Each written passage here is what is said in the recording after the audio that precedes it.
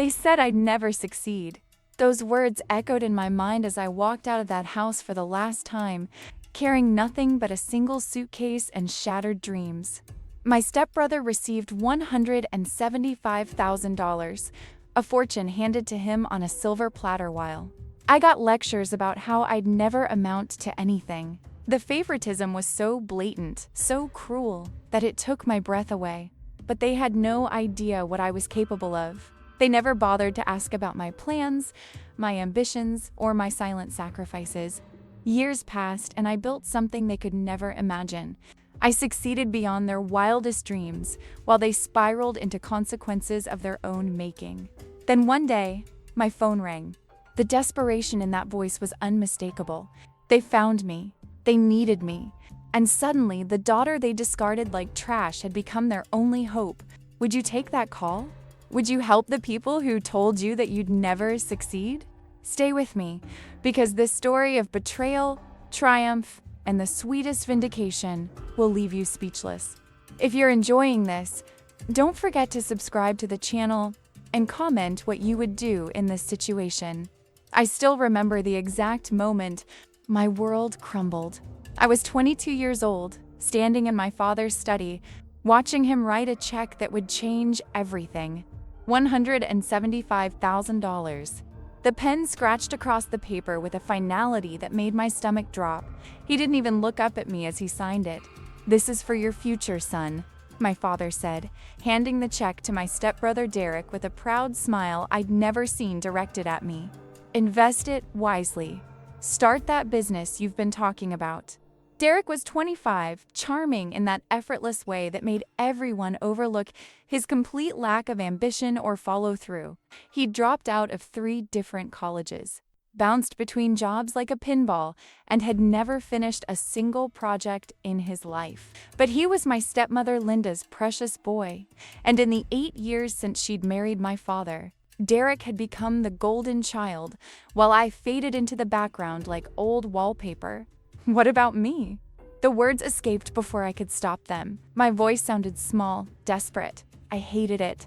My father finally looked at me, his expression hardening. "What about you?" "I've been working 2 jobs while finishing my degree. I've never asked for anything. I just thought—" "You thought what?" Linda interrupted, her voice dripping with condescension. "That you deserved a handout too? Derek has a real business plan. He's going to make something of himself." I felt my face burning with shame. "I have plans too. I've been accepted into a graduate program. I could use help with graduate school?" My father laughed, but there was no humor in it. "For what? Another useless degree? You're studying social work, for God's sake. You'll never make any real money with that." The lump tightened in my throat. Social work was my passion. I'd spent years volunteering at community centers, working with at-risk youth, seeing firsthand how one person's intervention could change a life. But to them, if it didn't make 6 figures, it was worthless. "Your problem is you've always been a dreamer," Linda said, examining her manicured nails with studied disinterest. "You need to be realistic about your limitations. Not everyone is meant to succeed." Those words hit me like a physical blow. My hands trembled with contained rage. "My limitations? Let's be honest," Derek chimed in, that smug smile playing on his lips. "You've always been the struggling one. Some people are just built different. Winners and, well, everyone else." My blood boiled with indignation. I'd worked my entire life to prove myself. I'd graduated with honors while working to support myself. I'd never asked them for a dime. And this was how they saw me? As someone with limitations? As a loser? "I think what we're trying to say," my father said, his voice taking on that patronizing tone I'd grown to despise, "is that we're investing in Derek because we see potential. Real potential. You're a sweet girl, but you've never shown that kind of drive." I could barely breathe through my humiliation. Sweet girl. Like I was a child who needed to be patted on the head and sent away. I was 22 years old, had been financially independent since I was 18, and had worked myself to exhaustion to get where I was. But none of that mattered to them. "We're not running a charity here," Linda added. Derek will pay us back when his business takes off. You, on the other hand, would just squander it on some idealistic nonsense that goes nowhere. Would you do the same in my place? Would you stay silent after hearing that?" I didn't say another word. I turned and walked out of that study, out of that house, and I never looked back. That night, I packed everything I owned into 2 suitcases. It wasn't much. Years of working 2 jobs while studying hadn't left me with disposable income for luxuries. But it was mine. Everything I had, I'd earned. The next morning, my father found me loading my car. "What do you think you're doing?" "Leaving," I said simply. "Don't be dramatic. So you didn't get the money. Get over it." "It's not about the money," I said, and I meant it. "It's about what you said, what you all think of me. I'm done trying to prove myself to people who will never see me." "You're making a mistake," he warned. "The world is harder than you think. You'll come crawling back." I felt the floor opening beneath my feet, but I forced myself to stand tall. "No, I won't. You'll never hear from me again." "Fine," he said coldly. "When you fail, and you will failed, don't expect us to bail you out. You're choosing this." If you're enjoying this story, don't forget to subscribe to the channel, give it a thumbs up, and comment what you would do in this situation. I drove away from that house with tears streaming down my face, but also with a strange sense of liberation. For the first time in years, I wasn't trying to win their approval. I wasn't measuring my worth by their yardstick. I was free. The first year was brutal. I moved to a different city, somewhere they'd never think to look for me. I lived in a tiny studio apartment with walls so thin I could hear my neighbors breathing. I ate ramen more nights than I'd like to admit. I worked full-time at a crisis center while finishing my graduate degree at night. There were moments when I was so exhausted I'd fall asleep on the bus and miss my stop, but I never called them. I never asked for help, and slowly, painfully, I built something. My specialization was in trauma-informed care for youth in foster systems. I'd seen too many kids fall through the cracks, forgotten by a system that was supposed to protect them. My master's thesis caught the attention of a nonprofit director who offered me a job developing programs for at-risk teenagers.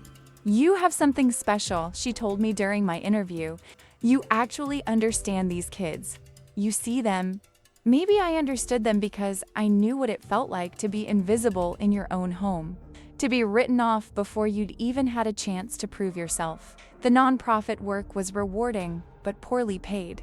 I still struggled financially, still worried about making rent each month, but I was making a difference. The kids in our programs were graduating high school, getting into college, breaking cycles of poverty and abuse. Every success story felt personal. 3 years after I'd left, I was promoted to program director.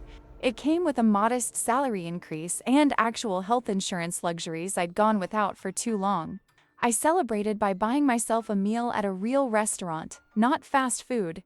It felt like winning the lottery. Have you been through something similar? Leave me in the comments.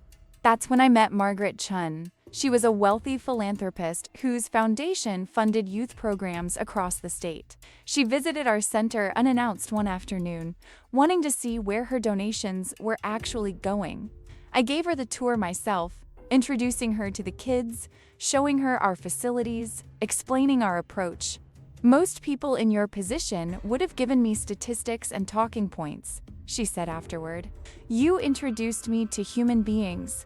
You know every one of those kids by name. You know their stories. They're why I do this," I said simply. "I can tell." She studied me for a long moment.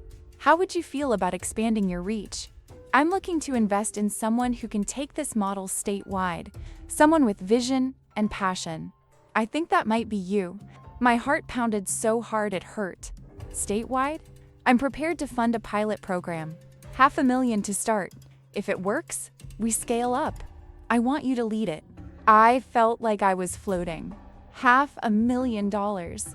The same people who'd said I'd never succeed, who'd given my stepbrother money for a business he never even started, had no idea that I was about to change thousands of lives with real resources and real impact. "I won't let you down," I promised. "I know you won't. I've done my research on you. You're hungry in the right way. You want to make a difference, not just make money." Subscribe and hit the bell icon for more stories like this. The next 5 years were a whirlwind. Our program expanded to 15 cities. We developed innovative approaches to foster care, wraparound services for families, and job training programs that actually worked. I became a recognized expert in my field, speaking at conferences, consulting for state agencies, writing policy recommendations. My salary grew too. Not wealthy by Silicon Valley standards, but comfortable. I bought a small house. I could afford to eat out without checking my bank balance first. I donated to causes I believed in. Most importantly, I was happy. I woke up every day knowing my work mattered. I never contacted my family. In the early years, I occasionally looked them up online, curious, despite myself. My father's business seemed stable. Linda posted vacation photos on social media. They were clearly doing fine. Derek's social media was a graveyard of failed ventures and borrowed money. The business dad had given him $175,000 to start, bankrupt within 2 years. But I stopped checking eventually. They weren't my family anymore. I'd built a life without them, and it was better than anything I could have had in their shadow. I was 33 years old when my phone rang with a number I didn't recognize. I almost didn't answer, probably spam, but something made me pick up. Hello? Silence. Then, is this really you? I knew that voice, my father. He sounded old, uncertain. Nothing like the confident man who'd told me I'd never amount to anything. How did you get this number?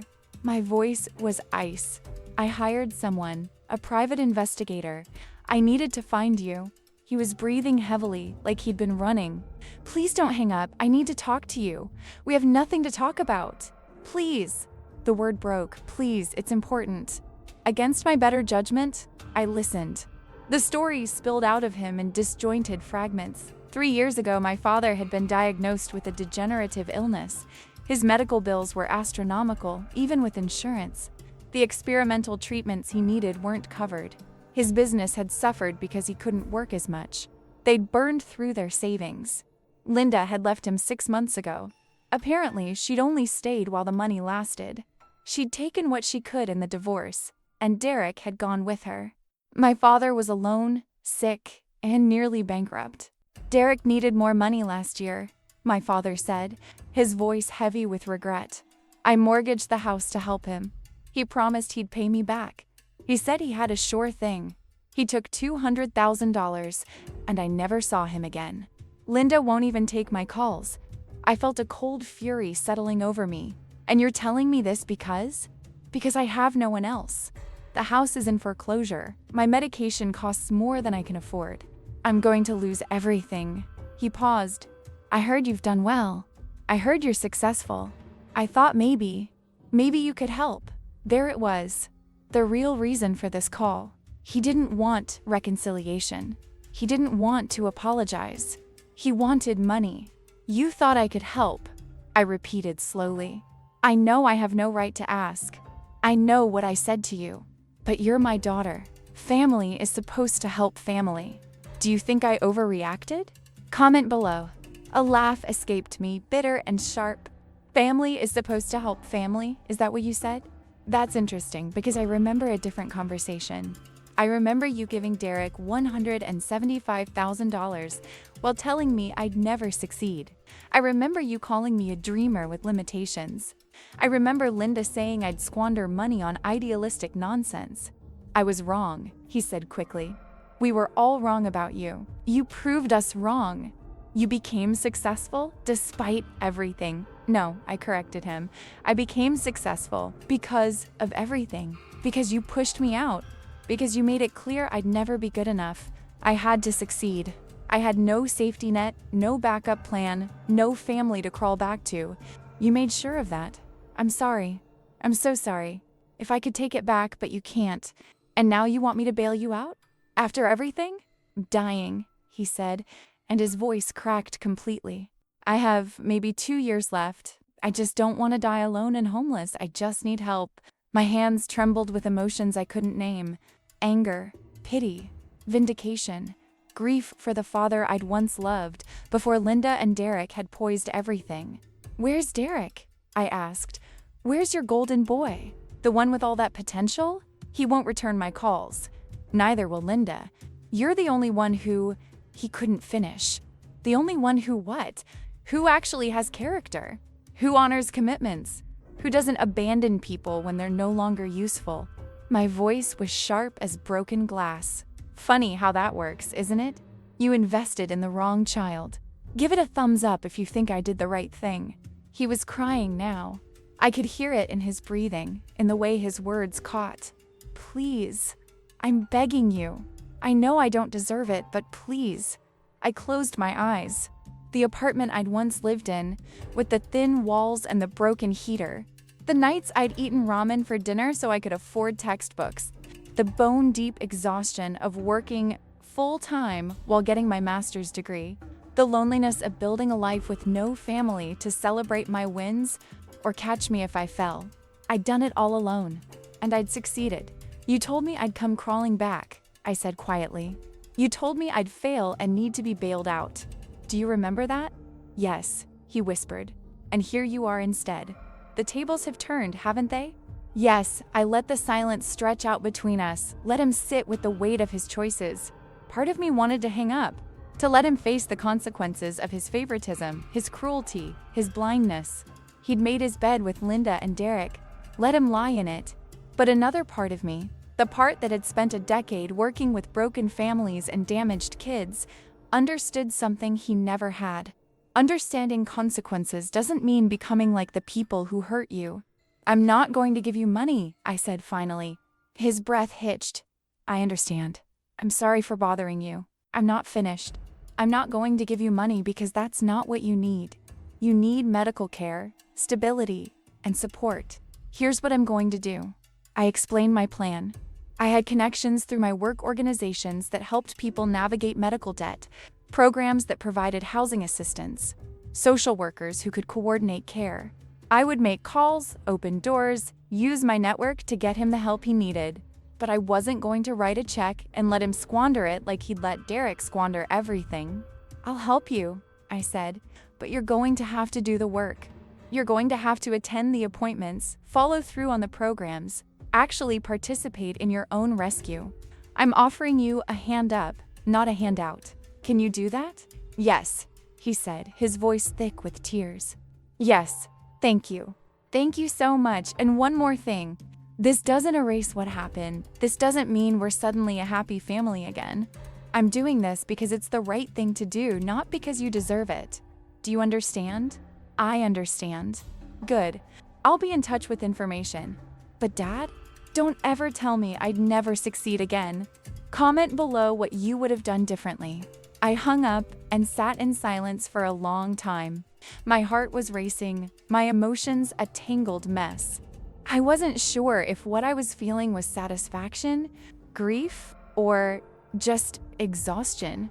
Over the next few weeks, I made good on my promise. I connected my father with a medical social worker who helped him negotiate his bills and find a payment plan. I found him a subsidized apartment through a program for disabled adults. I arranged for a case manager to coordinate his care and make sure he attended appointments. I did all of this remotely, through professionals. I never saw him in person. I wasn't ready for that, and maybe I never would be. But I got regular updates. He was taking his medication consistently now. He'd applied for disability benefits with help from an advocate. His housing was stable. He was managing. 3 months after that first phone call, I received a letter. Real mail. Handwritten on actual paper. It was from my father. The letter was short. He didn't make excuses or try to rewrite history. He simply acknowledged what he'd done, the ways he'd failed me, and expressed gratitude for my help.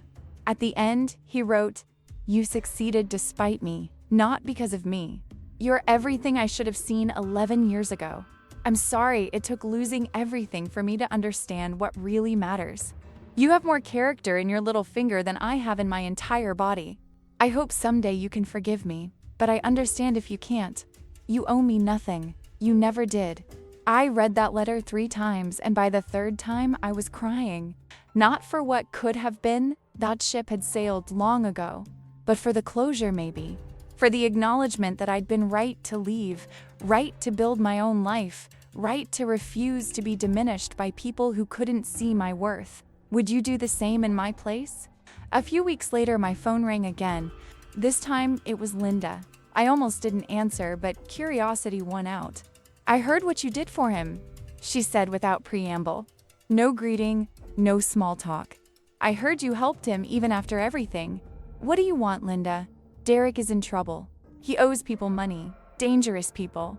He needs—" "Let me stop you right there," I interrupted. "I helped my father because he's my father, and because despite everything, I'm not the kind of person who lets someone die in the gutter. But you? And Derek? You made your choices. Live with them. But you have money now. I could what? Bail out the stepbrother who sneered at my limitations? The one who took my father's money and disappeared? The one who never worked a day in his life but thought he deserved everything handed to him? He's desperate. These people might hurt him. Then he should call the police. Or better yet, he should have made better choices. He should have invested that $175,000 wisely, like Dad told him to. He should have learned how to stand on his own 2 feet. He should have done literally anything other than waste every opportunity and then expect other people to clean up his messes. You're heartless," Linda spat. A cold fury settled over me again. "No, Linda, I have boundaries. There's a difference. I learned those boundaries from you, actually. You taught me that some people aren't worth the investment. You were right. Derek was never worth that $175,000, and he's definitely not worth another penny from me. We took you in. We gave you a home." I laughed, and it was not a kind sound. "You married my father. I came with the package. And you spent 8 years making it clear I was lesser than your precious son. You dismissed my dreams, insulted my intelligence, and told me I'd never amount to anything. You were wrong. And now you're paying the price for investing in the wrong person. Please, the answer is no. It will always be no. Don't call me again." I blocked her number. Then I blocked Derek's too, assuming he'd try next. Leave me in the comments. Have you been through something similar? 6 months passed. I heard through the grapevine, because even when you cut off family, somehow news still filters through, that Derek had declared bankruptcy. Linda was living with her sister, working retail to make ends meet. The golden boy and his devoted mother had crashed spectacularly. I felt no satisfaction in their downfall, but I felt no guilt either. They'd made their choices. Actions have consequences. My father's health stabilized somewhat. The treatment plan was working, giving him more time. He sent me occasional updates, short texts, never asking for anything, just letting me know he was okay. I responded briefly. We weren't rebuilding a relationship, but we weren't completely estranged either. It was a strange middle ground, but it felt right for now. My career continued to flourish. We expanded into 3 more states. I published a book on trauma-informed care that became required reading in several graduate programs. I was invited to testify before Congress about foster care reform.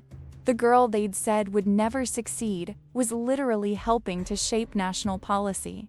On the 11th anniversary of the day, I'd driven away from that house with everything I owned in 2 suitcases. I did something I'd never done before. I drove back to my old neighborhood.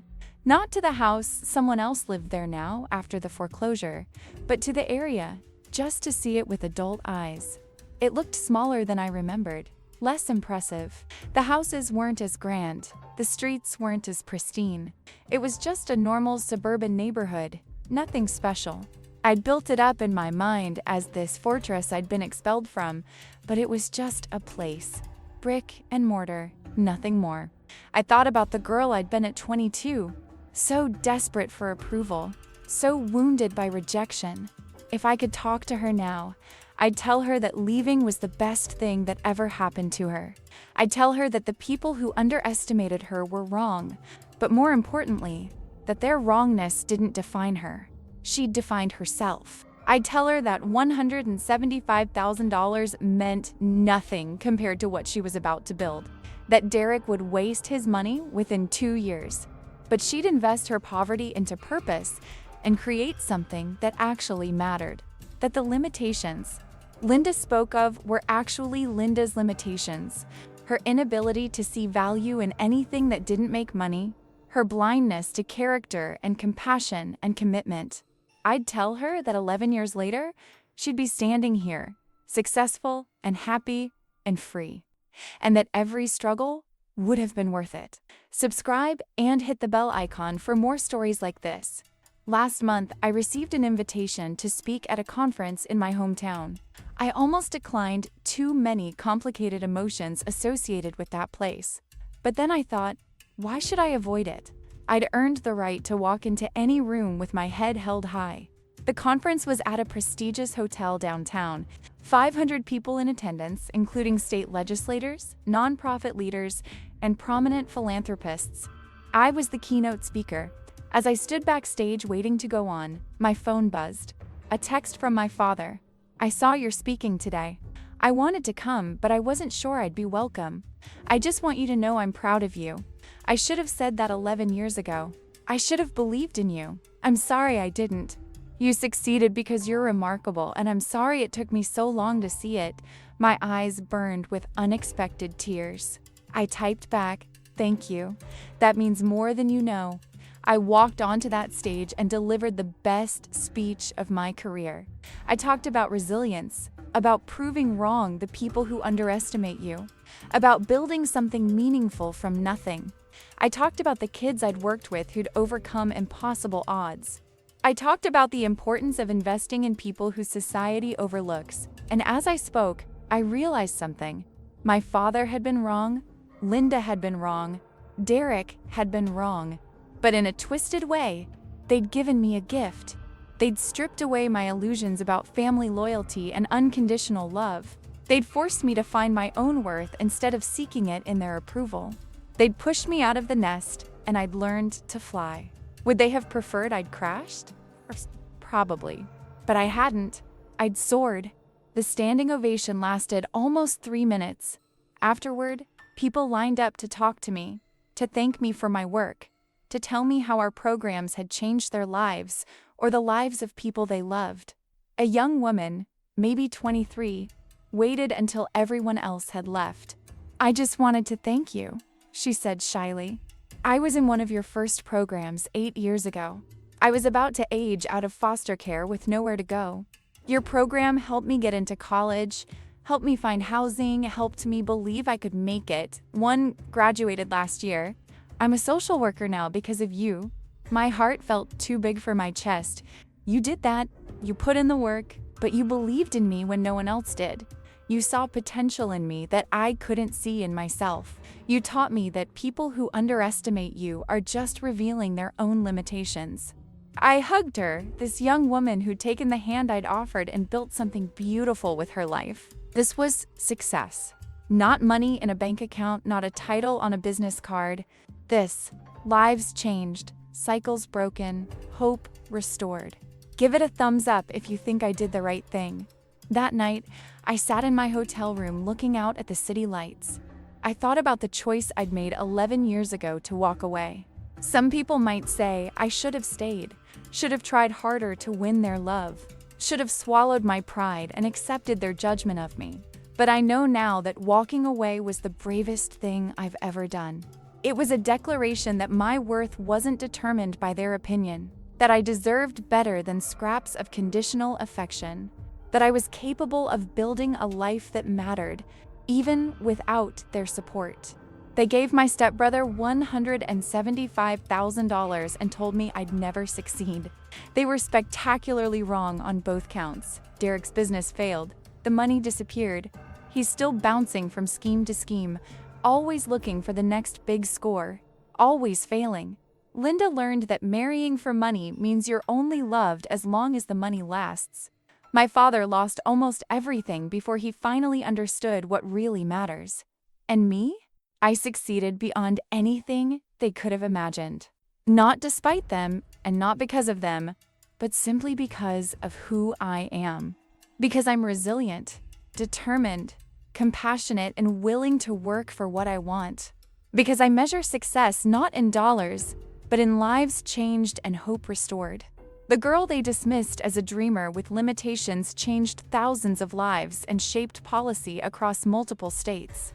The degree they mocked as useless became my vehicle for meaningful impact. The idealistic nonsense they scorned became a model that other states are now trying to replicate. I think the hardest lesson from all of this is that sometimes the people who should love you most are the least capable of seeing your value. And when that happens, you have a choice. You can keep trying to prove yourself to them, keep seeking approval that will never come, keep shrinking yourself to fit into their narrow definition of success. Or you can walk away and build your own definition. I chose to walk away, and I'd make that choice again every single time. Comment below what you would have done differently. Do I regret helping my father when he called? Sometimes, I'm not sure. Part of me thinks he didn't deserve it, that I should have let him face the full consequences of his choices. But I think about that young woman from my program, the one who thanked me for believing in her. I became the person who believed in her because I knew what it felt like to be written off. If I'd become as cold and transactional as Linda, as willing to discard people as Derek, then they would have won in a way. They would have turned me into something bitter. I helped my father, not because he deserved it, but because I deserve to be the kind of person who helps when they can. There's a difference between being generous and being a doormat. I set boundaries. I didn't give him money to mismanage. I connected him with resources and made him do the work. I helped him survive, but I didn't let him use me. And I refuse Linda and Derek completely because some people will drain you dry if you let them. Some people see generosity as weakness to exploit. Knowing the difference between who deserves help and who's just looking for an enabler is crucial. The truth is, I don't think about them much anymore. They're a chapter in my story, an important one that shaped who I became, but they're not my present or my future. I have a life I built myself, filled with people who value me, work that fulfills me, and a sense of purpose they could never understand. If I could go back and change things, if I could make my father see my worth 11 years ago, make Linda respect me, make Derek treat me as an equal, would I? Honestly, no. Because that version of my life keeps me in their shadow, still seeking their approval, still measuring myself by their standards. The life I actually have is so much better than any life I could have had with their conditional love and limited vision. They said I'd never succeed. They were wrong. And I'm grateful they pushed me out because it forced me to discover what I was really capable of. Sometimes, the greatest gift is being forced to stand on your own. To anyone reading this who's been told they're not good enough, that they'll never make it, that they should be realistic about their limitations, please hear me. The people saying those things are revealing their own limitations, not yours. Their inability to see your potential doesn't diminish your potential. It just means they lack imagination. Walk away if you need to. Build your own life. Define your own success. Prove them wrong, not because you need their validation, but because you deserve to live your best life. And when they come calling later, when they need you because their golden children crashed and burned, you'll have the strength to set boundaries and the wisdom to know when to help and when to walk away. Success isn't just about money or status. It's about becoming someone you're proud to be. It's about making a difference in ways that matter. It's about resilience and character and staying true to your values even when it would be easier to become bitter. They gave my stepbrother $175,000 and said I'd never succeed. I left forever. Years later, when they found me, they discovered that the daughter they'd discarded had become someone they couldn't even imagine. And that success, the kind that's built on purpose and passion rather than handed out on a check, is the kind that lasts. I succeeded. And more importantly, I succeeded as myself, on my own terms, with my integrity intact. That's something no amount of money can buy, and no one can ever take away from me. Would you do the same in my place? Have you been through something similar? Comment below and let me know. And if this story resonated with you, Don't forget to subscribe to the channel and hit that bell icon for more stories like this. Sometimes, the best revenge isn't revenge at all. It's living well and becoming someone who makes a real difference in the world. I need to write in neutral English only as specified in the prompt instructions. Let me continue the script to reach exactly 50,000 characters. The years that followed brought a clarity I never expected. My work continued to expand, touching more lives than I could have dreamed possible when I first walked away from that house. With nothing but determination and a burning need to prove my worth not to them, but to myself. I was 35 when I received a call from Margaret Chun, my longtime mentor and benefactor. "I have a proposition for you," she said, her voice carrying that tone of excitement I'd learned meant something big was coming. "How would you feel about going national?" My heart skipped a beat. National? I've been talking to other foundations, corporate sponsors, even some federal agencies. Everyone wants to replicate what you've built. I'm proposing we create a National Institute for Trauma-Informed Youth Services. You'd be the executive director. We're talking about a $50 million initial endowment. I sat down heavily, my legs suddenly unable to support me. $50 million. More money than I could comprehend, dedicated to the work I'd poured my heart into for over a decade. Margaret, I don't know what to say. Say yes. You've earned this. You've proven the model works. Now let's take it everywhere. That conversation changed everything. Within a year, we'd launched the National Institute for Youth Empowerment. I hired a team of incredible people, social workers, researchers, advocates, all passionate about changing systems that had failed too many kids. We opened regional offices in 12 states. We trained thousands of professionals in our methods. We influenced policy at the highest levels. My salary reflected my new role. I was making more money than my father had ever made, more than Derek had wasted, more than Linda had married into. But unlike them, I knew what to do with it. I invested in my team, in our programs, in creating sustainable change. I bought a beautiful home, yes, but I also donated generously to causes I believed in. I established a scholarship fund for youth aging out of foster care. Money, I'd learned, was just a tool. What mattered was how you used it. I was being interviewed for a major newspaper profile when the journalist asked, "What drives you? Where does this passion come from?" I thought carefully before answering. I think it comes from understanding what it's like to be underestimated, to have people look at you and decide you don't have what it takes. I work with kids who society has written off, and I see myself in every single one of them. I want them to know that other people's limited vision doesn't have to limit their future. The article came out a month later, a full-page feature with the headline, "From Rejection to Revolution: How One Woman's Family Betrayal Sparked a National Movement." The journalist had done her homework, somehow uncovering the story of Derek's $175,000 and my parents' dismissal of me. I hadn't shared those details, but she'd found them anyway. The article went viral. Suddenly, everyone wanted to talk about my story. I was invited on podcasts, news programs, speaking tours. People reached out from all over the country saying they'd been in similar situations, cut off by family, told they'd never amount to anything, forced to prove themselves alone. "Your story gave me hope," one woman wrote to me. "My family chose my brother too. They paid for his fancy business school while I worked my way through community college. Now he's unemployed and I'm a nurse practitioner. Your story reminded me that their choice to undervalue me was their loss, not mine. How would you act in this situation? Leave a comment." But the visibility came with complications. 3 weeks after the article published, I received an email from Derek. The subject line read, "We need to talk." I almost deleted it without reading, but curiosity got the better of me. The email was long, rambling, full of justifications and half apologies.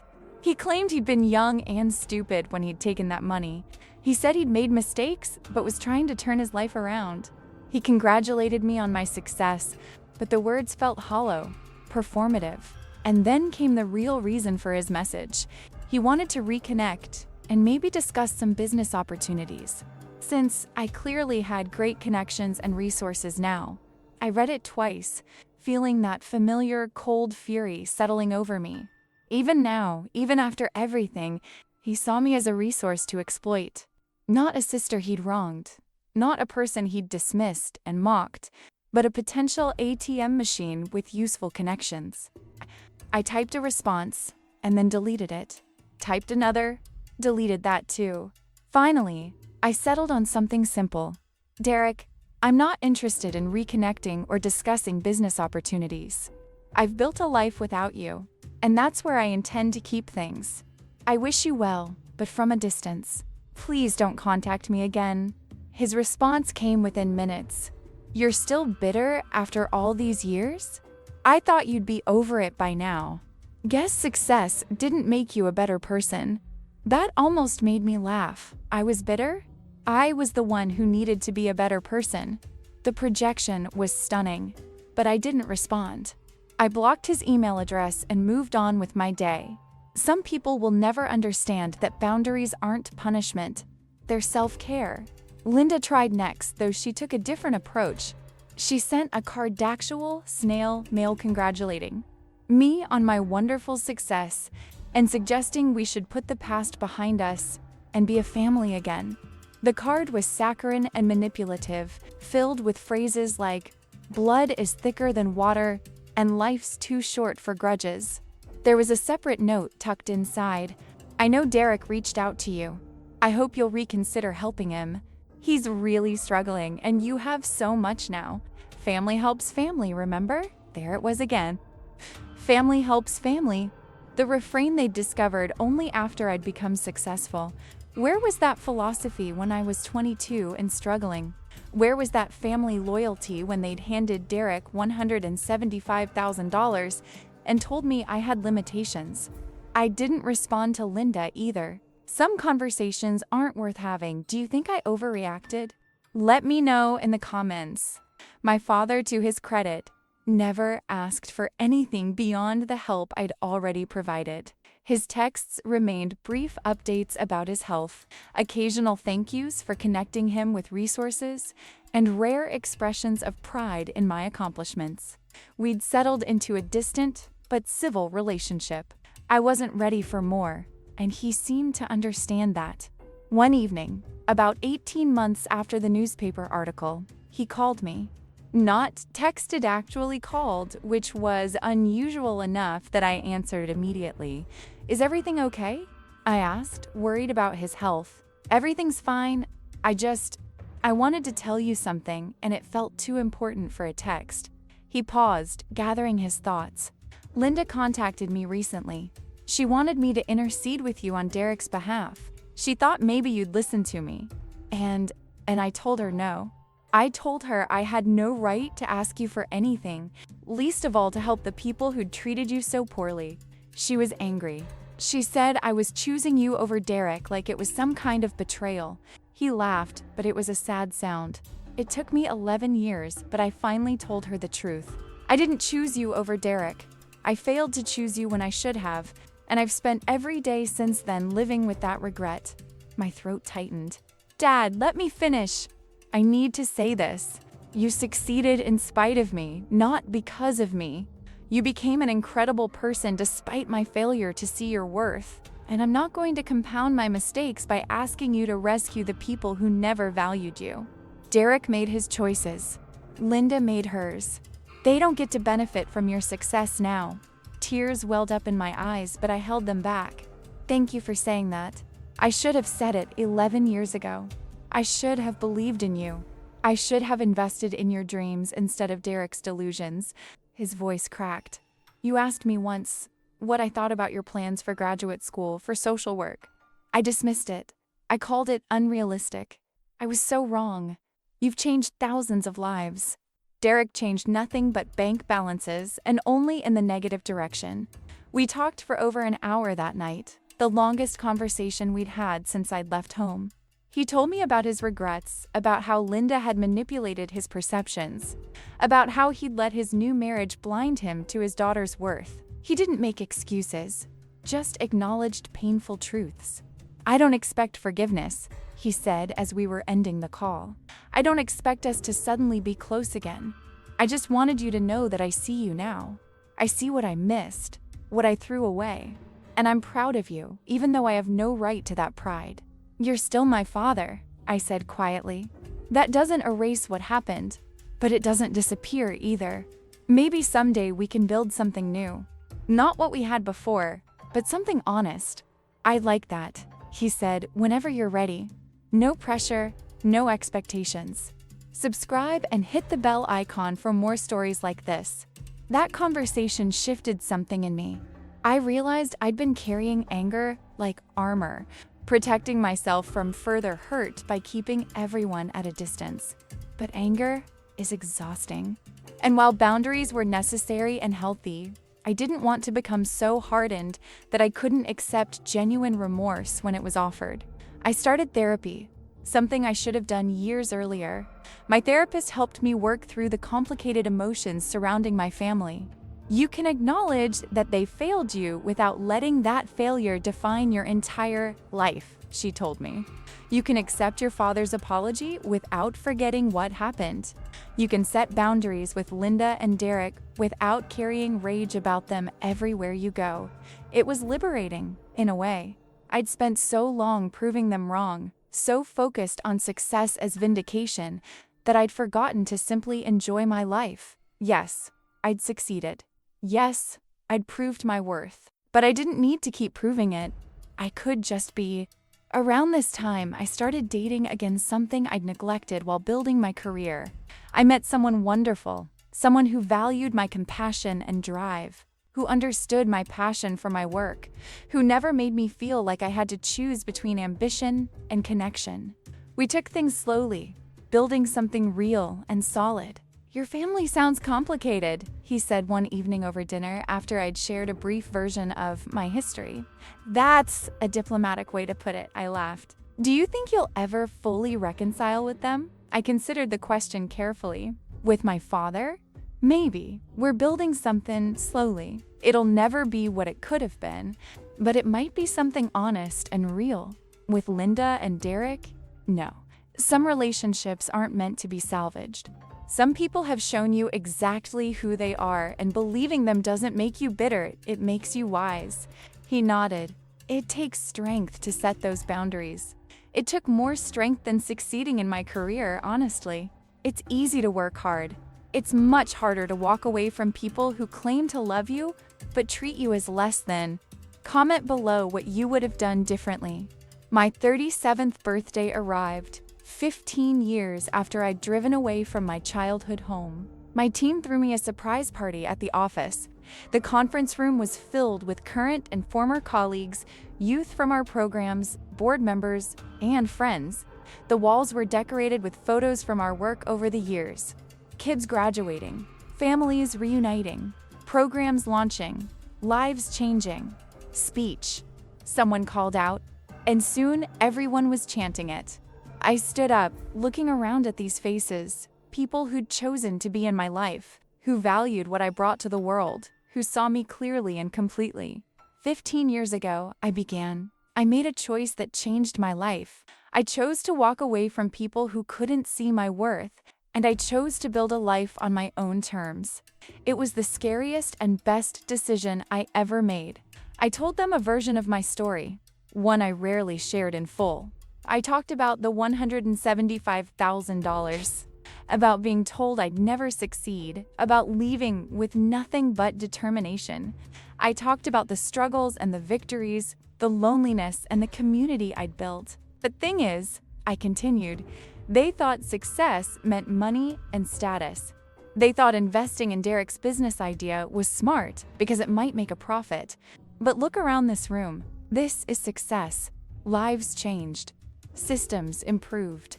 Kids who are written off getting second chances. This is what investing in the right things looks like. The applause was thunderous. Afterward, a young man approached me, one of the first youth from our pilot program, now a college graduate working as an advocate. You saved my life, he said simply. I was 17, about to age out with nowhere to go. Your program gave me hope and resources. Now I'm paying it forward, helping other kids like me. That's your legacy. Not buildings or money, but people like me who are out here changing the world because you changed us first." I hugged him, unable to speak past the lump in my throat. This was what they'd called idealistic nonsense. This was what they'd said would go nowhere. And it had gone everywhere, had become a national movement, had literally saved and changed thousands of lives. A few weeks after my birthday, I received an unexpected package. The return address was my father's apartment. Inside was a small wooden box, intricately carved, and a letter. The letter explained that the box had belonged to my grandmother, my father's mother, who died when I was young. "She always believed in you," my father wrote. "Even when you were little, she'd tell me you had something special. 'That girl sees people,' she'd say. 'She has a gift for understanding hearts.' I dismissed it at the time. I thought practical skills mattered more than emotional intelligence. I was wrong about that too. The box contained my grandmother's journals, decades of entries about her life, her thoughts, her observations. As I read through them, I found multiple entries about me. She notices things others miss my grandmother had written when I was 8. She sees the lonely child on the playground, the struggling adult at church, the pain people try to hide. She'll do something important with that gift someday." I cried reading those entries. Someone had seen me, truly seen me, even before I understood myself. My grandmother had recognized something in me that my father had missed entirely, something Linda had scorned, something Derek had mocked. And she'd been right. Give it a thumbs up if you think I did the right thing. That discovery inspired me to reach out to my father more intentionally. Not to rebuild what we'd had, that was impossible, but to build something new and honest. We started having monthly phone calls, then occasional visits. It was awkward at first, both of us navigating this unfamiliar territory of adult relationship without pretense or illusion. "I've been thinking about writing you into my will," he mentioned during one visit. "Not that there's much left, but what there is should go to you. Dad, you don't have to. I know I don't have to, but I want to. Derek already got his inheritance. He got $175,000 and squandered it. You got nothing and built an empire. The message is clear. It's not about the money. I know. That's exactly why you should have it. You'll do something meaningful with it, or you'll give it away to people who need it, or whatever. The point is, it should go to the daughter who actually lived her values, not the stepson who took everything and gave nothing." I didn't argue further. If it gave him peace to do this, I could accept it graciously. Meanwhile, Linda's attempts to reconnect became more desperate. She started showing up at my speaking engagements, waiting afterward to try to talk to me. Security had to escort her out twice. She sent letters, emails, messages through mutual acquaintances. All of them carried the same theme: family forgiveness, letting go of the past, helping Derek, who was really struggling this time. Finally, I sent her one definitive message. "Linda, I'm going to say this once, clearly. I am not interested in a relationship with you or Derek. This is not anger or bitterness. It's a healthy boundary based on years of experience with how you treat me. Your value for me begins and ends with what I can provide, and I'm not interested in being used. Please stop contacting me. Any further attempts will be considered harassment." She responded with a vicious email calling me ungrateful, heartless, and cruel. She claimed I was punishing them for one mistake years ago. She said I was drunk on success and had forgotten where I came from. I read it once and then blocked her permanently on every platform. Some people will never understand that consequences aren't punishment. They're simply the natural result of choices. She'd chosen to treat me as lesser for 8 years. I was choosing not to subject myself to that treatment anymore. Those were both choices, both valid, both with consequences. Leave me in the comments. Have you been through something similar? As my career continued to flourish, I made a point of using my platform to talk about family estrangement. Too many people suffer in silence, feeling guilty for setting boundaries with toxic family members. Society pushes this narrative that blood relatives deserve infinite chances. that family should always forgive and reconcile, that cutting off family makes you the bad guy. That's not true, I said during a keynote speech at a conference on family dynamics. Sometimes, the healthiest thing you can do is walk away from people who hurt you, even if they're related to you. Especially if they're related to you, because family wounds cut deepest. You don't owe anyone unlimited access to hurt you repeatedly. The response was overwhelming. Hundreds of people reached out to share their own stories of family betrayal and the guilt they felt about setting boundaries. "Thank you for saying this," one person wrote. "My parents chose my sibling too, and I've felt like a failure for cutting contact. Your story reminds me that my worth isn't determined by their inability to see it." This became a secondary focus of my work supporting adults who'd been scapegoated or rejected by their families. We created resources, support groups, and advocacy around this often ignored issue. The same skills I developed working with foster youth applied here, validating pain, building resilience, helping people define their own worth, independent of others' opinions. Derek made one final attempt to contact me when he was 39. He sent a letter, not an email, not text, but an actual handwritten letter. It arrived at my office, somehow bypassing my personal address protections. The letter was different from his previous attempts. It wasn't asking for money or connections. Instead, it was a confession of sorts. He admitted he'd wasted the $175,000 on stupid investments and trying to look successful. He acknowledged he'd been cruel to me, dismissive and mocking. He said watching my success from a distance had been humbling and painful. "I'm not asking for anything," he wrote. "I know I don't deserve your forgiveness or your help. I just wanted you to know that I was wrong about you. Completely, totally wrong. You were always the stronger one, the smarter one, the one who actually had what it takes. I coasted on mom's favoritism and dad's money and my own arrogance. You built something real from nothing. I see that now." The letter continued, "I'm in therapy now trying to figure out why I am the way I am. My therapist asked me to write letters to people I've wronged, not necessarily to send them, but to process my actions. I decided to send this one because you deserve to hear that I know what I did. I know how we treated you. And I'm sorry. Not sorry in a way that expects anything from you, just sorry because it's true." I read the letter several times. It seemed genuine, more self-aware than anything Derek had ever expressed before. But I also knew that one letter didn't undo 15 years of patterns. People could change, yes, but change was proven through sustained action, not words on paper. I didn't respond to the letter, but I didn't tear it up either. I filed it away, an acknowledgement that even people who'd hurt me deeply were capable of growth and reflection. Whether that growth was genuine or lasting wasn't my responsibility to determine. My responsibility was to maintain my boundaries while allowing that people are complex and capable of change. Would you do the same in my place? My work reached new heights. We published research that influenced national policy on foster care. I was appointed to a federal advisory committee on child welfare. My book became a bestseller.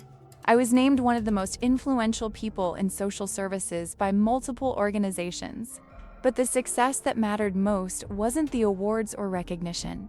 It was the letters I received from young people whose lives had been changed by our programs. The parent who wrote to say our family support services had kept her kids out of foster care. The former foster youth who sent me a photo of his college graduation. The social worker who thanked me for training that transformed how she practiced. These were the markers of real success. Not money, not status, but lives genuinely improved. Purpose lived out daily. Values translated into action. On the 20th anniversary of leaving my childhood home, I did something I'd never done before. I wrote a letter to my 22-year-old self. Dear younger me, right now, you're scared and hurt and doubting everything. You've just been told you'll never succeed by people who should have believed in you. You're about to drive away with everything you own in 2 suitcases, and you have no idea what's coming. I'm writing from 20 years in the future to tell you, you make it. You more than make it. You build something extraordinary from the ashes of that rejection. The pain you're feeling right now isn't wasted. It teaches you empathy.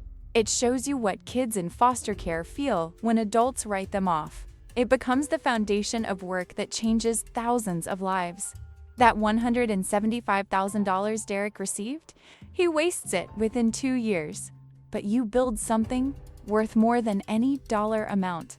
You build purpose, community, and lasting change. They tell you you'll never succeed. They're wrong. You succeed spectacularly. But more importantly, you succeed as yourself, with your values intact, doing work that actually matters. The loneliness you're about to face gets better. You find your people. You build chosen family. You create belonging instead of begging for it. Keep going. Trust yourself. The people who underestimate you are revealing their own limitations, not yours. You're about to prove that in ways they never imagined. 20 years from now, you'll look back on this moment not with regret, but with gratitude. This rejection sets you free to become who you're meant to be. You've got this. Love. Your future self. I posted that letter on social media and it went viral. Millions of people shared it, tagged friends who needed to hear it, and wrote their own letters to their younger selves. It struck a chord because so many people had been underestimated, dismissed, or rejected by people who should have supported them. The comments poured in. I needed this today. This made me cry. Thank you for sharing your story. I'm going through this right now, and this gives me hope. That's when I truly understood the value of sharing our stories. My pain had purpose. My rejection had become redemption, not just for me, but for everyone who saw themselves in my journey. If you're enjoying this story, don't forget to subscribe to the channel, give it a thumbs up, and comment what you would do in this situation. Looking back now, I can see the full arc of the journey, the devastation of that initial rejection, the struggle of building from nothing, the slow accumulation of small victories, the breakthrough moments, the vindication of success, and finally, the peace that comes from knowing your worth independent of others' opinions. They gave my stepbrother $175,000 and said I'd never succeed. In doing so, they gave me the greatest gift possible. They set me free. Free from seeking their approval, free from measuring my worth by their standards, free to build something authentic and meaningful. Derek's money disappeared. My determination compounded. His opportunities were squandered. Mine were seized and multiplied. His privilege became a cage. My struggle became wings. And in the end, the daughter they dismissed changed the world in ways they never could have imagined. Not despite their rejection, but through the clarity it provided. They showed me exactly who they were, and I believed them. Then I showed them exactly who I was. Someone they'd never bothered to see. That's the real lesson here.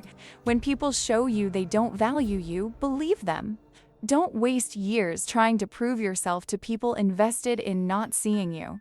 Instead, find the people who do see you, who celebrate you, who champion you.